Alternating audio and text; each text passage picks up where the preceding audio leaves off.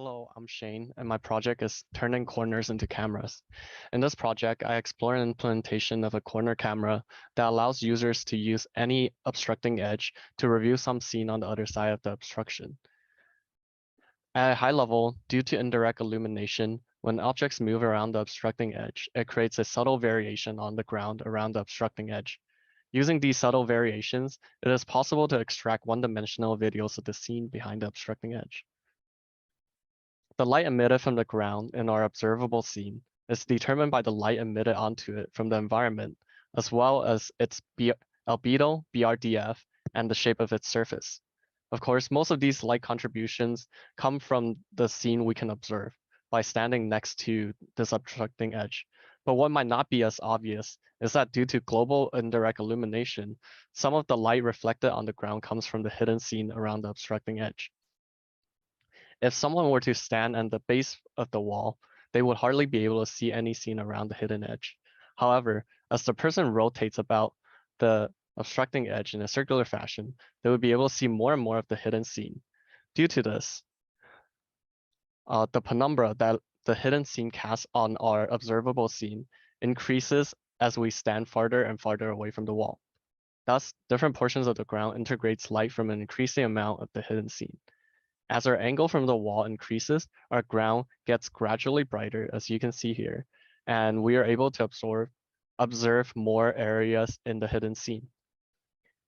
If someone were to enter the hidden scene, they would cast a minute change on the penumbra that will only be perceivable to our naked eyes if we were to magnify the image as shown like this. However, by capturing a video of the penumbra using simple consumer-grade cameras, we're actually able to use image processing techniques in order to extract these minute changes.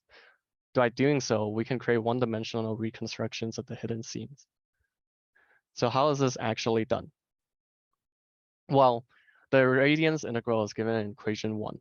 If we were to parameterize this by ascension alpha and declination delta, then the equation simplifies to equation 2. Then, since the corner edge blocks light from angle pi plus theta to 2 pi starting from the wall, we get equation 3. Taking the angular derivative, as well as setting the albedo to 0, derivative of the albedo to 0, we arrive at equation 4. Then we can arrive at equation 5 by taking any two frames in time and subtracting them. Thus, the angular derivative of the difference between two frames of the video encodes the angular change of the moving object between the two frames. Using this observation, or using observations and a matrix A of size m by n, where m is the number of observations and n are the discretization of the hidden scenes, each column of A denotes the contribution each discrete quantization of the hidden scene applies to that observation, and each row integrates the hidden scene over that observation. Finally, by solving for x and plotting the hidden scene over time, we can recover trajectories of one of the subjects indoors like this, or two subjects indoors, or even recover trajectory of an subject outdoors. And that's it. Thank you.